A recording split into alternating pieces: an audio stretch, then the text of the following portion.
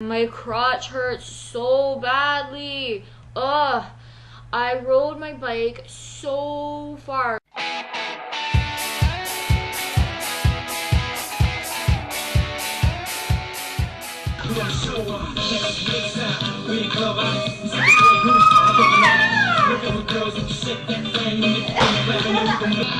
have a plane.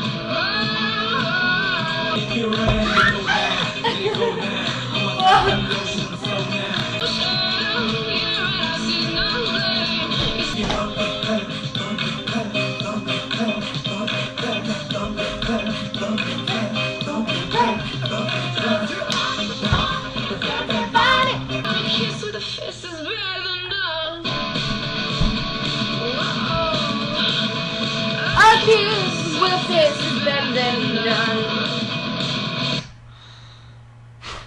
My iTunes was on shuffle, hence the Florence and the Machine after whatever the heck that song was. I just discovered it somehow. I downloaded a whole bunch of mixtapes a while ago, and that was by the Hood Internet. I don't know who is mashing up. Don't sue me. I don't know. Anyways, I feel pretty nauseous right now. I should probably count in that video how many times I spun around in that chair. But I needed to do something to amp myself up for tonight because I have 2 parties to go to and I am exhausted. Like, man, I've been driving around on my bicycle all day long. I left to go do an interview with some really hot guy called Evan Starkman for Cosmo TV at like 11. I left my house because I didn't know how long it was going to take to get there. And then I kicked around Liberty Village for a while. And then I went to the gym. Or no, then I went out for lunch. Then I went to the gym. And then I went shopping all afternoon. And then I bummed around Queen West for a while. And like it's 9:44 and I just got home. Ugh, a lot of bike riding. I went to Vistec too. They're awesome. So much stuff. So the reason I've been biking so much is because my poor precious baby car actually got very, very sick on Wednesday, I don't know, one night. I was driving driving east to westbound on Bloor, and all of a sudden everything locked up. I couldn't brake, I couldn't steer because, you know, cars are like that. I don't know why. That is such a horrible, horrible feature. Like, isn't there some sort of safety override? Like, I understand that the power steering and power brakes can't work without power, but it was really dangerous. Like, I'm really, really lucky that I wasn't hurt, that my car wasn't hurt, that nobody else was hurt. I couldn't brake, and I was just sailing, just cruising, and I was just like, for the love of God, do not let a cyclist get in my way right now. Like, that would suck so bad to, like, hurt someone, a pedestrian, a cyclist. My life would be over. I would never ever forgive myself for that, even if it wasn't my fault. I have no idea what happened to the car. The guys at the shop are working on it right now. I do know what it will cost to fix it, and it's a lot. It's a lot.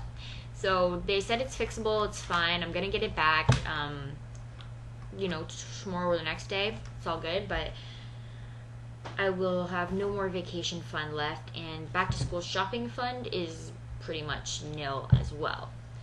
Coincidentally, I wrote a post about thrift store shopping for Cosmo this week. I thought that it was going to be like a cheeky, fun little thing. Ha ha ha, fun little experience. I don't have to shop at thrift stores. I work really hard to buy nice clothes.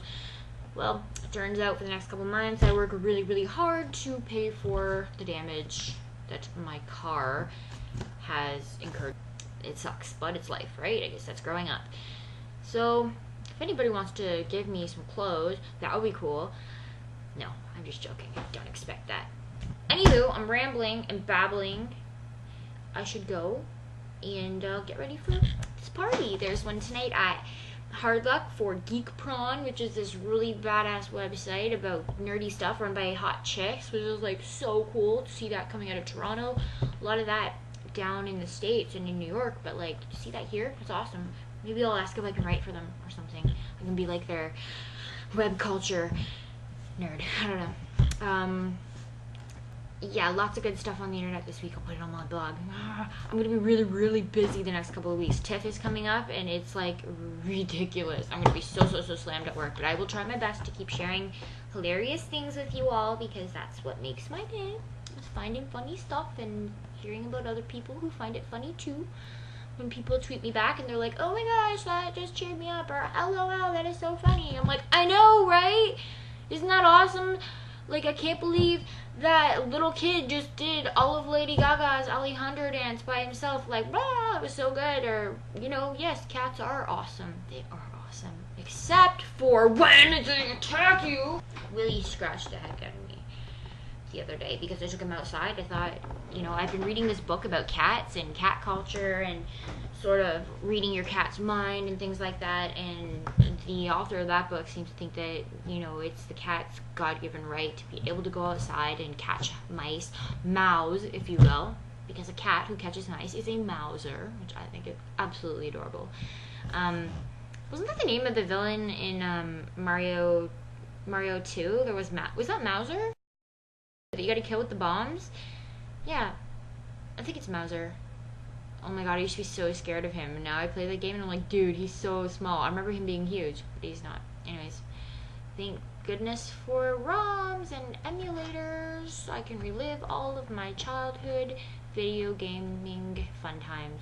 It is kind of like going back to elementary school, though, isn't it? When you've played a lot harder games in your adulthood, and then you go back to playing, like, well, okay, not Super Pitfall, because that actually is hard, but you go back to playing, like, Mario 2, Mario 3. Like, they're hard in their own way, but they're just, I remember things a lot differently. I remember things being bigger and scarier. That's the biggest difference for me. I remember a lot of really, really scary things, and I go and I'm like, that's not even scary at all compared to the stuff that I've seen.